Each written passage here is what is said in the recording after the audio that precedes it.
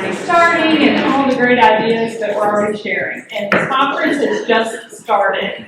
So I'm Linda Helton. I'm with Smith County Community Foundation.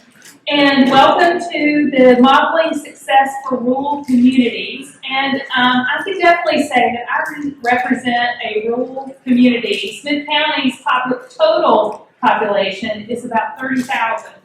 And so as rural providers, grantors, funders, whatever you want to call us, we have some special situations and hurdles and extra things that we might need to deal with. And today we get to learn about some ideas from other funders, just about what did they do and how did they do that. So welcome, and I'm going to turn the mic over to Sean McMurray. Thank you, Sean.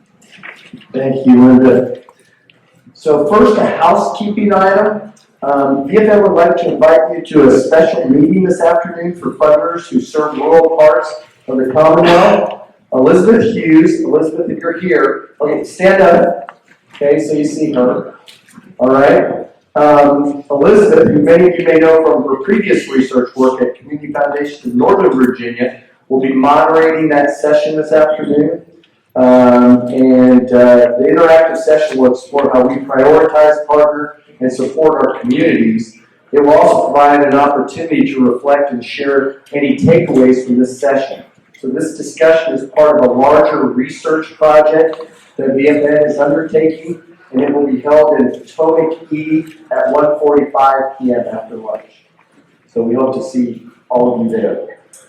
Now, my assumption is that each of you who is attending this session has an interest in rural communities. You're very likely aware of the challenges we face in rural communities of Virginia. The erosion of our traditional economic base has been accompanied by a loss of jobs and a loss of population. Our citizens are typically older than the residents of larger urban and suburban communities, and our population is aging. We also face unique health issues. Rural geography and travel distances present special challenges for those needing basic services. I could go on and on, but it's not all negative news. Those familiar with the people who live in rural regions of the state also know that we tend to be a plucky, resilient bunch, and we look for solutions to our challenges. Today we're going to learn about some community-based models which are positively impacting our rural communities. Models for success. We'll hear from three exceptional persons who are helping lead such efforts, and following their presentations, we're going to break out into smaller groups with these presenters for additional discussion. So now some quick introductions. Why don't I start at the end? So first we have Ericca Facetti. She's the Vice President of Clinical and Community Care with Virginia Health Catalyst and is charged with advancing public health in the Commonwealth and driving initiatives that help their clinical partners better integrate and coordinate care to meet the needs of their communities. She graduated from Framingham University with a Bachelor's in Business Administration, Health and Human Services, and a minor in Professional Communications. Ericca has over 10 years of experience in leadership roles in various sectors of the public health realm, including working for Hospice Company and the American Cancer Society. Today, she's going to share her experience with a school-based oral health learning collaborative.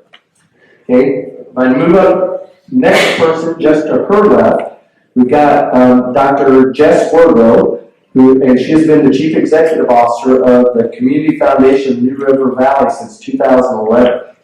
The foundation, based in Christiansburg in Southwest Virginia, invests in the region by encouraging charitable giving, supporting innovative programs, and nurturing collaboration. Jess earned her bachelor's degree from Duke University, her master's degree from the University of Virginia, and her doctoral degree in public administration and policy from Virginia Tech. Jess serves on numerous boards and committees, and today she will share her experience with collaboration and early childhood education. And then just to her left, we have Kristin Peraza, the mobility manager for the Rappahannock Rapidan Regional Commission, And she is a native Virginian who spent the first 10 years of her career working in various state positions, including with the Virginia Health Department, the Virginia State Police, and the Northern Virginia Training Center. She studied business and Spanish at Carson Newman College and Ashford University. As the mobility manager for the region, Kristin has facilitated the expansion of mobility services for the region, and she has bolstered local nonprofit transportation programs. Today, she'll share her experience with a unique program involving transportation and the aging population. So we're going to start with Dr. Wardrobe.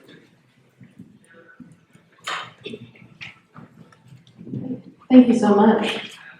Good morning, everybody. As Sean said, I'm with the Community Foundation of the New River Valley. We have more developed areas of our region, including Blacksburg, Virginia, where Virginia Tech is located, but also highly rural areas. And I'm sure many of you here are dealing with similar pressures in your community around access to child care, mental health supports for young children and families. So I'm just going to share quickly the story of First Steps, which is a network that the Community Foundation helped to found and now provides some funding and administrative support for this broad community collaboration. So we established First Steps in 2016, and I'll talk about kind of how we went about that. But the group has focused on the 3 shared priorities you see here: sharing information about services available, speaking with a common voice about the importance of early childhood, and then perhaps most importantly, supporting the early education and development workforce. So let me start by just talking about what a network is. And we're all part of the Virginia Funders Network, so we've got some clue, right? But this is a particular organizing model where we're all coming together around a common purpose, and most importantly, we are all equal partners in that purpose. So I like this slide as one way of thinking about a network-based model. It infuses really everything we do in our community at the Community Foundation. And it's the idea that your organization isn't the end-all be-all, right? The get over yourself mantra I thought was great, because that's really how we approach our work. A lot of times in community work, folks will say, if we just had one place to go, right? If there was just one spot where we had all the information about services. And I think that can be attractive and work well in some ways, but in our experience, when we focus on one central organization, if that organization loses funding, if it changes leadership, then the relationships that it has brokered kind of fall apart. So instead, we focus on this network model, where each organization comes to the table with something that they're looking to gain and something that they're going to give to this common purpose. So we have always at the foundation had a commitment to shared leadership, and that's because we're small. We're only about $18 million in assets. So our grant making cannot begin to scrape the surface of the need in the area. So we've always sought out partnerships since in our 30-year history. We had also had some challenging experiences with this kind of model of relying on a single organization. So again, we really wanted to think through how do we address an issue like early childhood education where we can help support the work but not be the center of the work. So we actually started through a partnership with higher education. And I know in our rural communities, oftentimes we have some pretty important higher education institutions. In the New River Valley, we of course have Virginia Tech, Radford University, and New River Community College. All of whom have a good tradition, I think, of collaborating with our community. So we started with a collaboration with researchers at Virginia Tech to do what's called a network analysis. And this is literally a mapping of relationships. So we at the foundation wanted to understand who already was working together, how strong were those relationships, and what was the nature of them. Were they sharing information? Were they sharing resources? And then also what were the needs and challenges so that we could figure out where we might be able to support the work and where we needed to get out of the way. So we worked with some researchers to do a network analysis, which essentially starts with a survey that we sent out to about 60 different partner organizations, public schools, after-school programs, childcare, health and human service. And we literally created a map of the relationships that you see here on the left in 2016. It looks like a lot of gobbledygook, right? I love these things. Because nobody had ever heard of a network analysis before. And so a visual of the relationships was so kind of different than anyone had seen that it completely disrupted the way they had been thinking about how they work together. So for those who are not familiar with a network plot, the shapes are all organizations. The lines are relationships that have been confirmed. So both organizations say we're working together, sharing information. The differences in color and type of shape correspond to where they are within the New River Valley and the type of service they provide. And what we wanted to see on the left in 2016 is where there's some interesting relationships that we didn't expect. Are there certain organizations that are really central? And then you can kind of see those two ones on the outside who are the outliers that are not connected to the system. We have kept this partnership going with Virginia Tech now for many years with researchers, and I can talk at length about that. But one of the things I like about this approach, in addition to the way it's sort of level set for all the partners, is that it actually helps you track the impact of collaboration. So over time, we did a series of surveys, we did a series of interviews, and then we did another network analysis in 2019, and it's a bigger mess than it was before, and that's a good thing.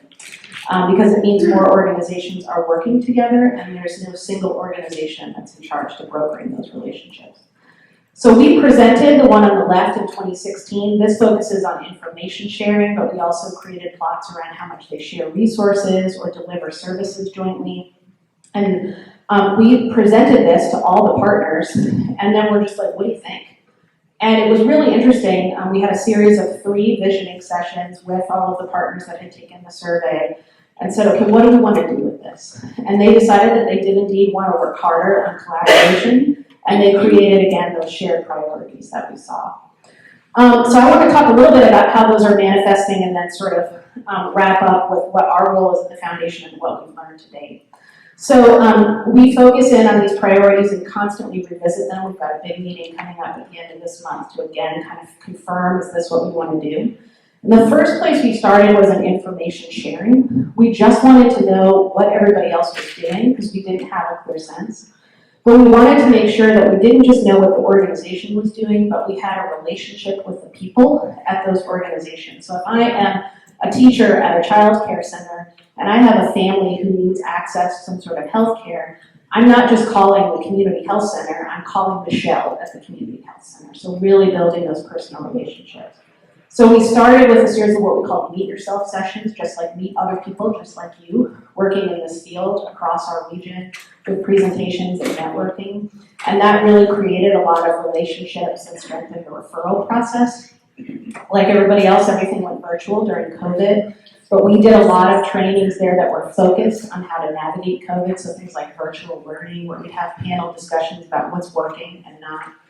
And now as we come out of that, because we have built this sort of system of sharing information, we're partnering with other networks. So we're in the process right now of doing a series of trainings with the NRV recovery ecosystem, which received some opioid abatement authority money, and focusing on trauma and trauma prevention in early childhood. When we talk about speaking with a common voice, we want to make sure folks know how important early childhood education is to our community, both in terms of economic and community development, but just in those first years how the brain develops. So we've done things like put book walks across the community where families are reading a book together, but there's also signs with QR codes linking to resources.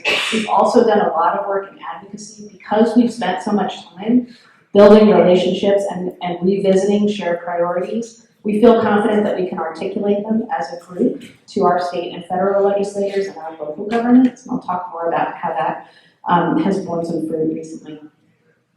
And then perhaps like many of you, we have had a huge focus on the workforce because the early childhood landscape has always been fragile and it is kind of on the border of collapse right now in terms of childcare access in our region because we are not paying our teachers enough, so they understandably aren't staying in a very high-stress job. So we've done little things like try to make sure that the community knows how important these folks are by giving out early childhood champion awards. We work very closely with our employers in the area, business, higher ed, and our local governments to talk about what each one can do to support the industry. And then we've worked a lot with our public school systems to get middle and high school kids interested in early education as a career and talking about the funding available to them. So because we had built all these relationships and talked a lot about what our shared priorities were, when the town of Blacksburg wanted to put some of its American Rescue Plan dollars into grants in the community, our network was ready. Because we had a clear sense of what we wanted to try to do to support the workforce. So in late 2022, we received a grant of just over $1 million over a 4-year period from the town of Blacksburg to pilot a program that's meant to kind of stabilize the child care workforce and grow that workforce. And we've done a series of things there, again, around relationship building, providing funding, and encouraging the workforce. So how does this whole thing actually operate? That is a great question. So within a network model, we always want what we call a strong core of organizations. And there are about 10 organizations that always have at least some staff person at the table. They dedicate staff to the work. But there are 2 primary ones where there is a single staff person that really, this is their major role. We have one at the Community Foundation that is funded by that grant. But amazingly, and I think importantly, a few years ago, Virginia Tech placed a position within the president's office focused on early childhood education. So they're looking at it both from the perspective of an employer and how they're recruiting people, but also in the community. So those are 2 groups that can provide some gravitas, I think, but also dedicated staffing. There's a leadership team of those 10 plus organizations that guide the work. They help with work groups that focus on the priorities. And then sometimes there are specific projects come out and those roll out into special project groups. It's a lot, no doubt. Communication is key, but leadership is shared amongst all of the folks that are at the table. So what's our role been? First and foremost, we want to create the context for collaboration. So we did that study with Virginia Tech and we're just like, okay, here's what we learned. What are you guys seeing? It was helpful as a way to sort of set the table for folks. We provide funding that removes barriers. So we're not a huge funder, but when we wanted to do these meet yourself sessions, for example, everybody was like, well, we got to pay for a venue, we got to get food. We're like, we got that. That's no problem. So those little things. We pay for the early childhood champion, of course. And then we leverage relationships. So we are a trusted financial partner. So when the town of Blacksburg put that grant out, they were happy that we were willing to be the fiscal agent for that, right? We had pre-existing relationships with the university and some credibility. So as we wrap up just what we have learned through this process, because it is constantly evolving, participation ebbs and flows in networks, and that is a strength and not a weakness. So we often say, well, who needs to be at the table? But you can't always wait for them to come to the table, right? You have to act. So we like the network model because it allows folks to step in and out as their capacity allows them to, but there's still a strong core of people that are engaged in the work. Relationships matter. We keep hearing this throughout this conference, and I'm sure we will. It's particularly important in our rural communities, right? Because there are a limited number of those big anchor institutions, or even now the smaller ones we learned about this morning. So we really got to share ownership amongst those and build trust, because folks are in this community for a long time and have a lot of ownership of their communities. And then the last one we're kind of struggling with a little bit now, to be honest with you, is chasing money. So we have found in our region that collaborations that come together because of money are not nearly as successful as those that came together before the money was there. First Steps is a great example. We put a lot of time into relationship building, and I'll be honest, our board occasionally was like, so what are we doing here? Like, no, it matters. It matters to build relationships, because when the opportunity came, we were poised. And I'll just share one of my proudest moments as I wrap up with First Steps is we went to present to Blacksburg Town Council. We were with many other nonprofits pitching great projects, lots of which were funded, but most of them had 1 or 2 people that went and spoke. When I pitched this to the town of Blacksburg, I had more than a dozen child care providers, hospital system representatives, public school officials behind me that could say, we all own this work. We all want to see this happen. And I know, talking to those council members afterwards, how powerful that was to know that this was not just the community foundation asking for this funding as the fiscal agent, but this was the community asking for this funding. So with that, I will turn it over to our next person.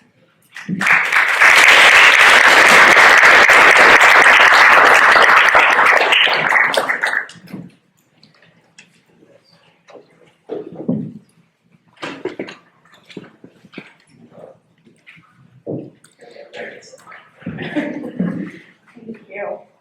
So yes, I work for Planning District 9, and that is covering the Rappahannock region.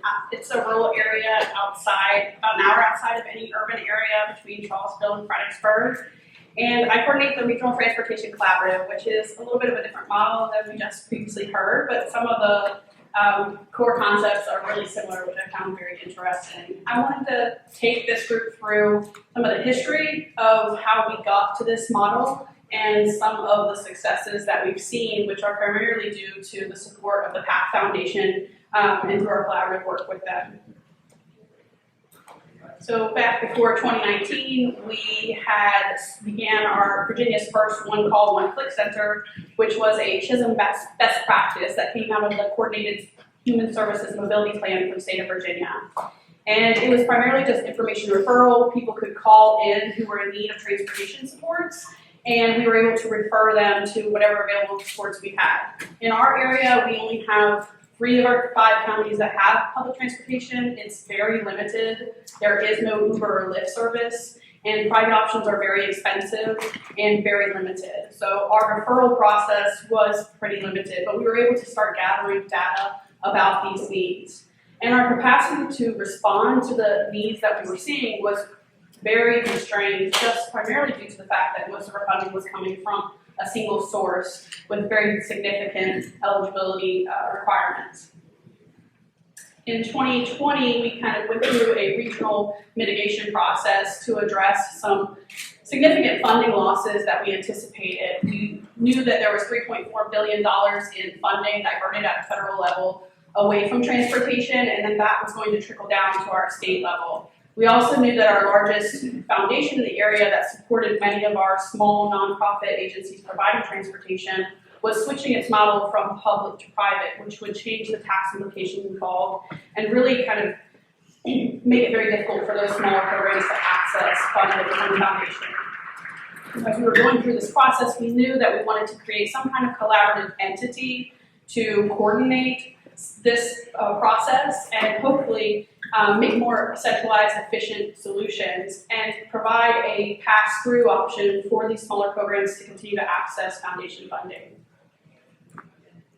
When we were going through the mitigation process, we started looking at all of the programs in our region that were providing some kind of transportation service or connection, and what we saw was a lot of overlap. Overlap of who we were serving, overlap of the locations that they were being served, and overlap of where they were getting funding from, which really meant that all of these small programs were in competition with one another. And even all of this overlap wasn't covering our entire community. We had a lot of gaps still happening. We weren't addressing all of the needs that we had. So to mitigate this, we proposed an investment from the PATH Foundation into a regional collaborative model. And we knew that that investment obviously needed to include funding, but also support, community support and advocacy from them. And we hope to take that investment and build capacity out for these smaller organizations and support service expansion. We also hoped that we'd be able to bring to the table programs that traditionally have been really independent. They were very concerned about their autonomy and they did not want to work through partnerships. And we hoped by centralizing the investment that we'd be able to create some more widespread solutions. In our proposal, we started also layering up different strategies that we felt would make our collaborative successful in our region. Things have been done a certain kind of way for a long period of time, and this concept was new and foreign to the folks that we were talking to about this.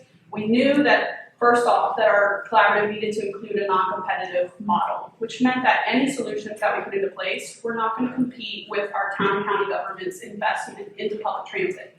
It only needed to supplement those services. We also knew that the partnership that we were proposing had to be flexible for all of these small nonprofits who were working with really limited infrastructure, almost no staffing or volunteer staff, and didn't have the capacity to participate at a designated level that I foresaw. So I needed to be able to allow them to come to the table when they were available to provide resources, when they needed resources, and kind of step away naturally as that process fluctuated. So we transformed our information referral system into this really dynamic regional collaborative mobility system. And we split our services intentionally between public-facing services and partner services. We knew that along with everything we wanted to do with the public, we had to bolster partnerships and these small organizations. Otherwise, that success would be really short-lived in the long run. For our public services, we now still have information referral, but we have a whole host of other services. We have direct access to ride coordination and scheduling. We actually coordinate rides for a lot of the small nonprofits that we work for. So when people are calling into this phone number at this nonprofit that they trust and that they've interacted with in the past, they're actually getting our mobility center and they're still accessing the same services. We also have a host of other services like fuel assistance, direct access to case management, also access to on-demand transportation that we may have introduced through a pilot project, and we try to keep tabs on any transportation-related system in the area to be able to connect people with whatever's available. For our partner services, it's continuing to grow just like public services, growing with need, growing with trending issues that are happening, and growing with the impacts that our smaller programs are facing with changes in our community or other funding sources that may become available in partnerships. We do strategic planning, grant writing, we coordinate their volunteer systems, their volunteer management, their volunteer data. We help with introducing new pilot projects. We coordinate those projects for these programs. So if they have a great idea, why should they be limited to introducing that idea because their infrastructure is small? We step in, we provide that infrastructure, we make that pilot happen. One of our crucial kind of roles in the community is this data collection analysis that we provide. We're able to look and collect information through this mobility system, look at that information in a really complex way continuously throughout the year and trying to develop priorities and projects based on that data.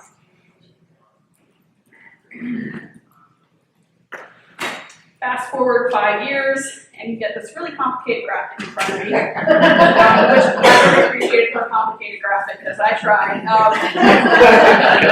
This is complex, it's interwoven. This is our structure right now. We are supporting staffing across 6 different agencies that are all dedicated to supporting the collaborative programs and supports.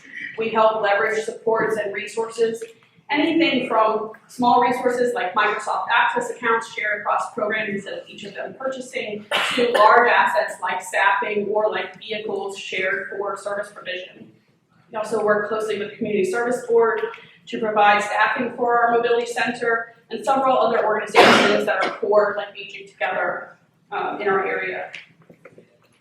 We've had a lot of growth with all of these changes. We've changed our budget from historically from a decade long of about $100,000 for mobility services to now over $1 million every fiscal year. We've coordinated thousands of rides, given away thousands of dollars in gas card subsidies, and we work closely with about 6 volunteer transportation programs in the region. We collect all of their information, help with different varying levels of coordination for those services, and we've tracked nearly $1 billion in volunteer transportation through hours and mileage of those volunteers, providing rides for individuals who are vulnerable, and primarily the aging population. On the screen is a impact analysis from our relationship with a couple of nonprofits in the area. One shows a 5-year comparison, the other a 1-year comparison. And really what this information tells me is that this relationship that the collaborative has with these nonprofits has increased their capacity and ability to provide services, direct services. We step into the background of these organizations. We provide the infrastructure at whatever level they need. We provide the guidance, the subject matter expertise, the processing, and then they're able to focus on what they're most passionate about, and they're able to do that in a much more expanded way. This is a breakdown of our finances over the last 5 years. About a quarter of the funding that we've received has come from the PATH Foundation, with our largest funder being the state of Virginia through the 5310 Human Services Mobility Program. We've passed through over $2 million in funding back out to collaborative partners, and that has not just come from the PATH Foundation. The idea was introduced, and the success of that was introduced by the PATH Foundation funding. But after that, the state jumped on board and said, hey, this actually is a really good idea. Hey, you have data to back this up. It made sense to pass through this funding for these specific purposes. So what we've been able to do with taking this money and passing it through this collaborative entity and back through to partners is really stretch our impact and really create some some tangible results in our community and hone in on needs that are trending, hone in on the impacts that we want to see from a foundational level, the benefits that our community needs to see, and then the benefits that need to be seen from the regional commission's perspective as well. We've also worked really hard to justify revolving support from a foundation by aligning our goals with their goals. For example, one of those is access to health. We're able to show through our dynamic data collection that our services provide at any given time 70 to 90% of our service provision is for direct access to medical appointments, mental health appointments, follow-up health appointments, and so on. So we have a lot of ripple result that's happened through our community because of this. We have, with the foundation's funding, we're now eligible to apply for a lot more funding through state and federal sources because of match availability. And now, instead of these small communities, our small programs in our community competing against one another for funding, we're able to work together to apply collaboratively for funding, have any one of us be the applicant, so we're eligible for a lot more funding than we were previously. Our program is scalable. Any part of it can actually be created without any funding, although funding we have seen has drawn people in to participate with us and try being a part of the collaborative.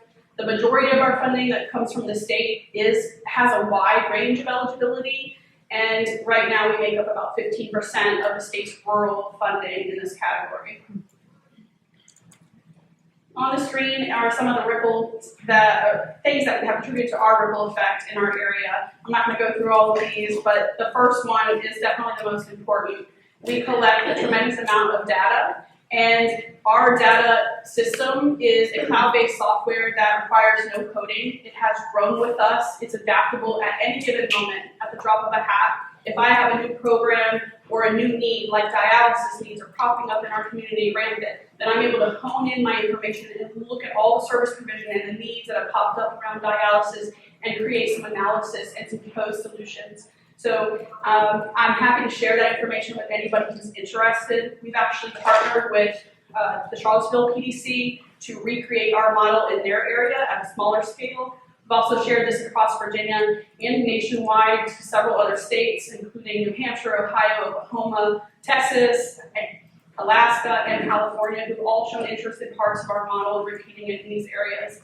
So we're happy to continue to do that. And there's a handout also on the table that goes with this. And if anyone's interested in more data, please let me know.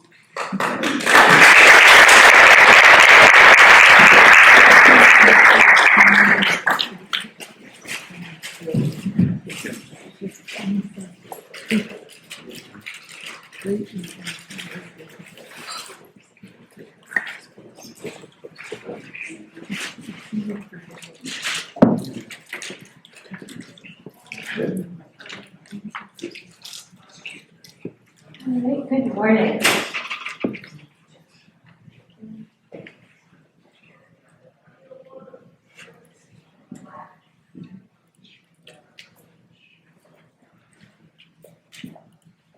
There we go. All right, well, good morning, everyone. All right, I will apologize in advance. I'm having allergies, so if I cough, I'm just gonna keep on moving through. So I'm Ericca Facetti. I'm the Vice President of Clinical and Community Care with Virginia Health Catalyst, and I'm very excited to talk with you all about our school-based oral health learning collaborative today. You'll see some logos on here. These are our partners, and also many of these folks are our funders, which I'll talk more about in just a moment. All right, so for those of you that are not familiar with Virginia Health Catalyst, we are a statewide organization that ensures that all Virginians have equitable access to comprehensive health care that includes oral health. So we do this through transforming public oral health policy. We do this through our learning collaboratives and our quality improvement work. And we also do this through advancing equity in drinking water. So school-based and school-linked oral health programs. So what is a school-based oral health program? So a school-based oral health program is typically when a community health center is going into a school to provide services. It doesn't mean that they have a brick and mortar within the school. They can bring portable equipment, they can have a mobile unit that possibly sits in the parking lot, but they're able to go into the school and provide these services and create a dental home. So why a school-based oral health program? So this is an interesting concept because we know that a lot of students, especially in rural areas, they don't have access to oral health services, to medical services, to behavioral health services. So what better than to bring it to them at school and be able to give them that access?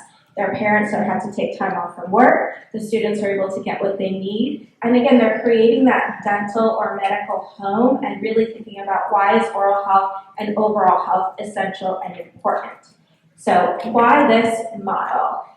So this model is a learning collaborative model, but it goes a lot deeper than that. So Catalyst will recruit safety net clinics and schools to work together to create these school-based and school-linked oral health programs.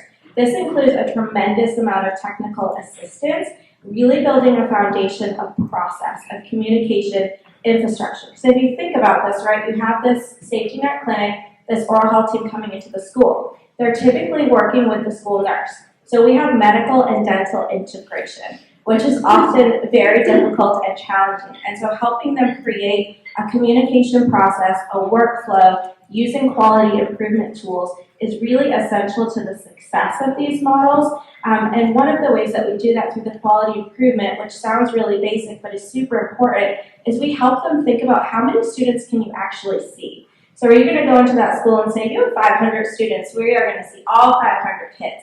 Well, that's never going to work because we know that things are going to come up. We know that there's a workforce shortage. We know that they need to plan ahead. So if a student has an emergent need or something that they're going to need to come back to the clinic for, they need to think about that when they're doing their staffing. So we'll actually help them kind of walk it back. If there's 500 students, you have one dentist, 2 dental hygienists, whatever it might be, let's really think about the time and capacity needed for that, and let's start this off as a successful partnership. So the school, the superintendent, everybody knows, based on the numbers that we've crunched, based on thinking about if X amount of students have emergent needs and need follow-up services, we're going to be able to start with the 3rd grade classrooms. And we're going to do this well, we're going to do it small, and then we're going to scale it up. And so again, it really goes into this technical assistance, this process improvement lens of why this model works really well. We've been able to scale this not only in Virginia, but in the state of Arkansas, which is pretty rural, so it's been interesting working there. But the model works. It's never exactly cookie cutter. The schools and the clinics are going to do it a little bit differently, and that's what works, but we have a good foundation. So the history in Virginia, I'm going to take you back for a moment to the fall of 2020, right?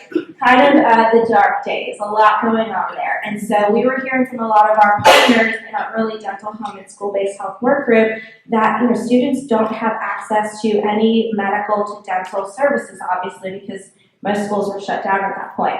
So we had this idea and we brought it to our partners, to Polly at Delta Dental, to the Virginia Department of Health, the Department of Education, and we said, let's start this school-based oral health program. We know kids are going to have to go back at some point. Let's start to build this and see if anybody's interested. So we put out this request for proposals, and we had 9 safety net clinics come to the table and said, we want to do this in the middle of a pandemic. We had all of the schools say, we are totally on board, let's do this. So we were able to kind of start this process, and we'll be starting cohort 5 of this in the state of Virginia. So it's really grown, and we've been able to do that through partnerships, relationship building, and really building this trust. New clinics want to come and work with us, new schools want to work with us, so it's been a really great partnership. And these are our project funders, and this is really important because our funders are more than just funders. We are bringing together our partners on a quarterly basis. We're talking about successes, we're talking about challenges, we're really letting them know what's happening with this program on a different level. We are also helping them understand the data and analytics. So the information that we're collecting, both quantitative and qualitative, what does this mean? What are we seeing? How can we use this information to improve or to replicate the success? And so it's really been an amazing partnership to have all of these folks at the table and working so well together. So here are the project objectives. So we established this learning collaborative model, right? So we're bringing together all of the partners on a monthly basis. We're also providing them with one-to-one technical assistance on a monthly basis. This is not an easy process. This is not a quick process. There are a lot of moving pieces to it. Everything from even getting consent forms signed can be really challenging, and it can take a lot of time to build that infrastructure of communication and collaboration. So we're providing education. We build learning modules. We kind of have a process down that changes every single year based on what we're learning and what comes up from our clinic teams. And we give them the opportunity to talk to other safety net partners and other schools to say, what are you doing? What are you experiencing? How can we learn from one another? How can we maybe refer to one another if the clinics are close enough to even do that? And we've been able to do this all across Virginia and really rural Virginia and even in Alexandria. So again, we know the model works even if it looks a little bit different. We have a lot of data and analytic components to this process. We build many different survey instruments to collect the services that are being provided to students and also really understand what are the barriers and successes that you're having. So we give them opportunities to provide us information in multiple ways, whether it's verbal or through these survey instruments. And then we always analyze it, we create visuals, and we share it back in a way that is going to be digestible. So we're sharing it back in visuals, we're sharing it back in writing, and then at the end of the project, at the end of the project year, we give them a summary. We want them to use that with other funders. We want them to use that with their leadership and with the schools and the community and tell the story of why this matters. Quality improvement. So this is something that I love, but we are threading quality improvement in everything that we do. So from that aim statement, figuring out those numbers, to a process map or a workflow. And when I say process map or workflow, we are getting deep. So we are thinking about before the visit ever happens, what is each person doing? What are you responsible for? Where are those decision points during that visit? What does that look like? After that visit, what does that look like? So we're really threading that deeply throughout root cause analysis, all of the different tools. And then we're really working towards value-based care when you think about this medical and dental integration and how we can incorporate and enhance value-based payment and value-based care as we continue to move forward. And then again, technical assistance. We are providing continuous technical assistance to the schools, to the clinic teams, to both of them together. And here are our project outcomes. So as you can see, a replication. So many of the clinics that we work with, they've expanded to other schools, they've expanded to other grades. And then new sustainable school-based oral health programs, strong collaboration. This is challenging not only from a collaboration point, but from a funding standpoint. As you think about many of our students that are migrating into Virginia that don't have insurance, without an efficient payer mix, when the clinic is going in of students, we had one that had 80% of uninsured kiddos. It's never going to be financially sustainable. So we have to help them figure out what that secret sauce looks like there. Enhanced partnerships, and again, this has been hugely successful with the Virginia Department of Health, the Department of Education, all of our school nurses, our safety net clinics, our funders, and then an increase in students that receive oral health care. This is really important. We have those numbers to be able to substantiate that children are getting access to oral health care, and hopefully that's increasing access to other services that they need as well. So some considerations for you all. Again, this is a slow process. It's a difficult process, and so multi-year funding is often essential. We've been lucky here to have some multi-year funding opportunities, be able to work with teams back to back. It really takes a good 6 to 9 months before a program is up and running, and even then there's still some things to be able to work out. I think also if funders are open to partnering, that can be great too, because maybe one funder is able to give for technical assistance and another funder is giving for clinics to buy the mobile unit or the supplies to start a program. And I do just want to really touch on that technical assistance partner, because often, right, these schools and these clinics, they're amazing and they're going to be able to operate and do these things. But if you can bring in a technical assistance partner like Virginia Health Catalyst, we can really help them take that to the next level. And these processes that we're teaching them, these quality improvement tools, they're going to be able to expand these and replicate these to all of their different programs. I've had many clinic teams say to me, which makes me happy, I really didn't want to do that process map and it was so much work and I didn't like it, but now I love it and we do it every time that we're thinking about a new project, which is really great because again, we want that sustainability. We don't want this to be a one and done. We want this to expand and grow. This infrastructure of communication, process change, and quality improvement, It sounds simple again, but it's really difficult. It's extremely challenging. And when you think about the medical and dental integration between the students and the safety net clinic, it takes a lot of time to figure out what is a common language. What are we saying when we say this? What do we mean here? So it can be really important. And then identify policy barriers and solutions. This is another big one, right? There's a lot of things that come up that could be a code change, that could be a policy change that are going to make a huge difference. A recent win at the General Assembly was remote supervision dental hygiene. The dental hygienists can go out to a school by themselves with the supervision of a dentist that's remote. Well, previously it was a 90-day kind of recall visit, so the dentist had to see that student within 90 days. Well, that was a barrier. So now, as of July 1, it'll be 180 days. So it's a success and it's a win, and we'll continue to see how do we dive deeper into some of those barriers. And then this data that we're collecting for these programs is not only being used with the clinic teams, but it's being used across the state. We are building kind of housing a data place for all of the school-based oral health programs. There's nothing that exists right now that will tell you where are the school-based or school-linked programs and what does that look like. So we're able to collect this data, we're able to see where those programs are and share that out. So some of our successes since 2021, over 14,000 students across Virginia have access to oral health services at school. And communities have these opportunities to have dental homes. And so since we've started, almost 100 new schools have implemented school-based oral health programs, and that's since the height of the pandemic. So again, it has not been easy, but certainly these clinics and these schools have been passionate and dedicated to doing this. And as I mentioned, we've been able to replicate this in Arkansas. We've been approached by other states as well who are really interested in doing this. So we know that this model works, and we know that we can continue to replicate it here in Virginia and beyond. And that is it. Thank you.